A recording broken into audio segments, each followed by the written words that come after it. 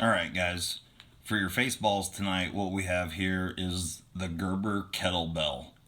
Now, this is really probably going to be more of a rant video than anything, but I did do something here kind of interesting, so we'll see how this turns out. But anyway, so my birthday was about a week ago, and I got this knife as a gift for my birthday.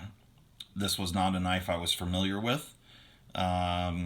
I had not seen one before. I really haven't paid much attention to Gerber at all for quite some time.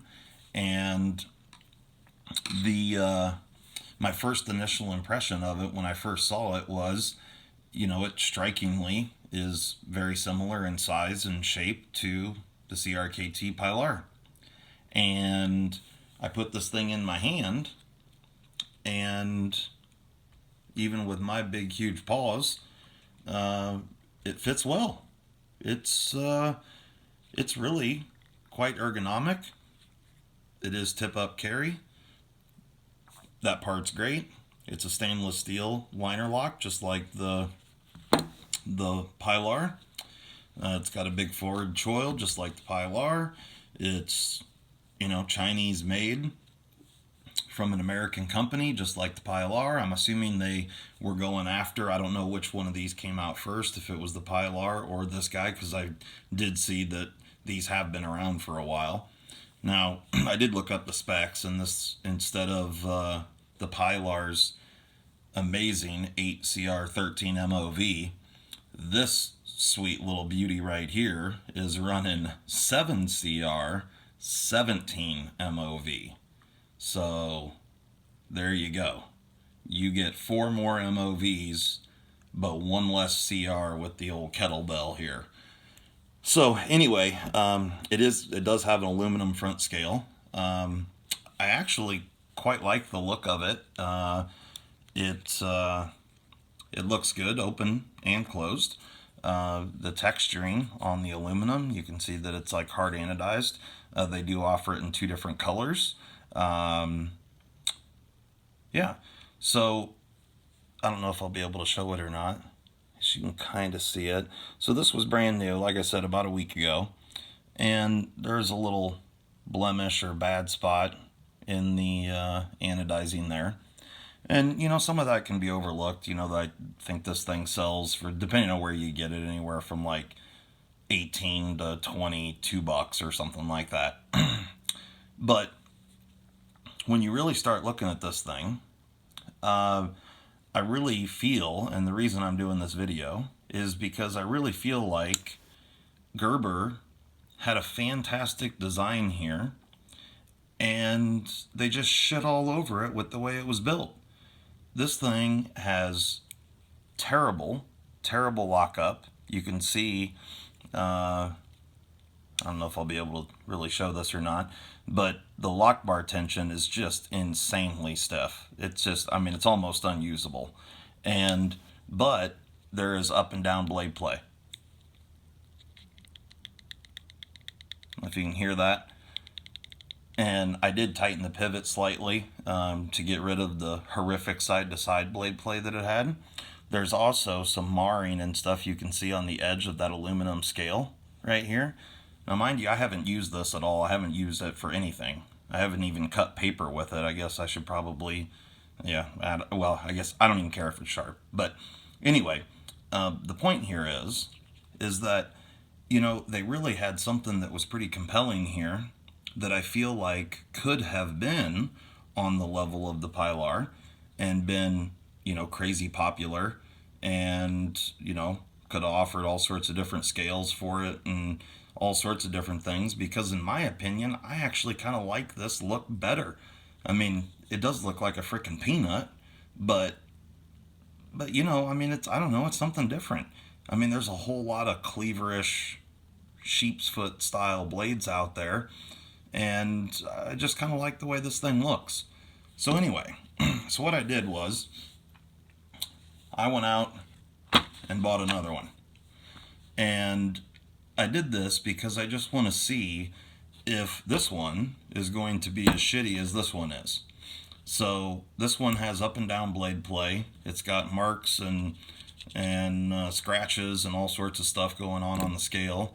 The clip, you can hear, is not actually sitting on the back scale, and it's got insane tension. It's super stiff, and the lock bar tension is just insane. Now I can flick this thing out. Oop. Well, and as you can see, the detent is almost non-existent. It does have a detent ball. Oh, there you go. So anyway, so let's see if, actually, we'll find out right now if this thing's sharp at all. Actually, I'm probably going to cut myself. So it is opening another kettlebell, so I guess that's something.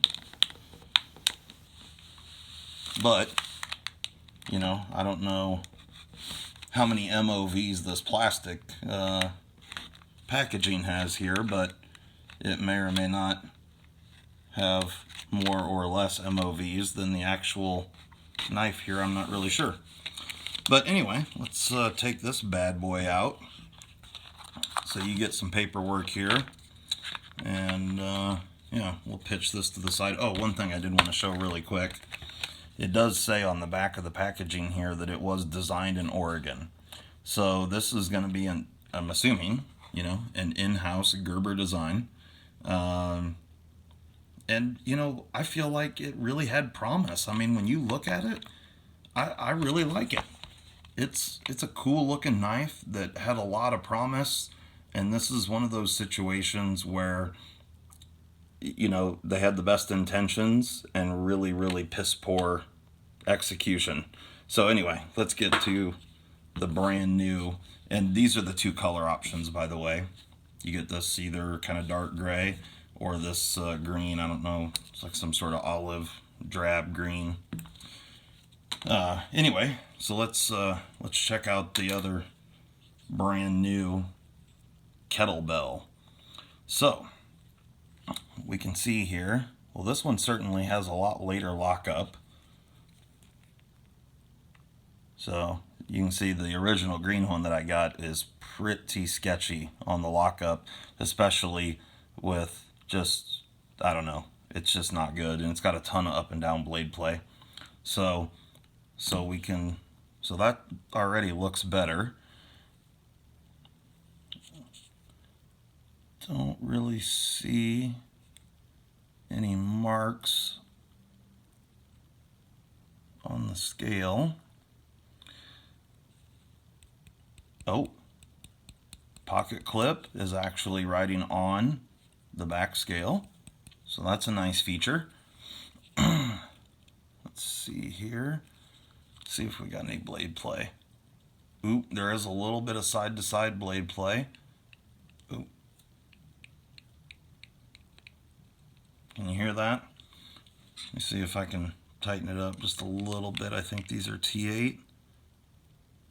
Ooh, this must have Loctite, and I'm pretty sure, oh yeah, it is also a free spinning pivot.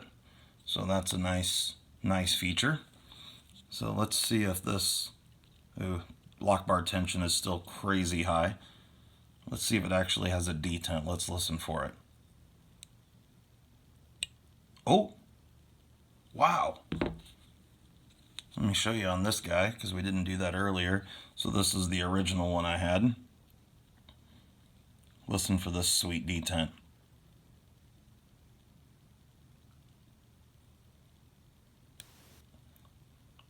That actually sounds better than it is, because let me tell you, there is no detent at all.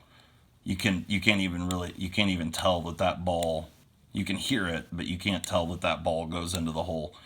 And you know, the sad thing here is unlike the Pilar, this thing's actually riding on, well, they don't necessarily look like phosphor bronze, they look like brass washers, but still metal washers. You know, this thing had some promise. So anyway, but let's see here, see if we can. Oh, well, hey, this thing This thing, they may have improved the old, oh, look at that. We got a rolled edge. I don't know how well you can see that. You can see that damaged spot in the edge right there. It's right there. So we got a little bit of a rolled edge right out of the box. Definitely, definitely not sharp. However, ergos are still good. The pocket clip, although it does sit up pretty high right here, it really does kind of melt right into your hand. The ergos are good on this thing. It really is pretty nice in that way. Let me see here. Still super tight. So it's, yeah. So this thing, the action is just something, yeah, pretty unbelievable here. It's just sad. It really is. You know, Gerber is a company that has really just kind of destroyed their name, and it's just sad. And when I first saw this, I thought, man, that's really cool. And then I got it in my hands, and I just thought, you got to be shitting me. This thing is, the design, like I said, is just great, and it's just super fat behind the edge. I have no idea. I haven't measured it or anything, but it's really thick blade stock, really thick behind the edge. I mean, it's just not going to be a slicing machine. So anyway, I guess what I can say here is that this example is certainly better than this one, but both of them are pretty shitty bells. That's what I have to say. Oh, that one even sounds good. Oh yeah, this. I don't know if you can hear that. Oop. This thing rattles, and unbelievable. You know, it's just really sad. I just would love to see Gerber actually come out with something that is compelling. I know the fastball, some people have talked well about it and given it some high remarks and whatnot, but I just don't know that I can go back there and spend that kind of money on a Gerber knife. I might get one in hand and see what it's like, but it's just really too bad that they did not spend, if they would have made this a $35 knife and just paid a little bit closer of attention on the quality control, they could have had really something really compelling here that was really cool and good in the pocket, and just a nice little beat around carry knife, and just essentially just like the Pilar.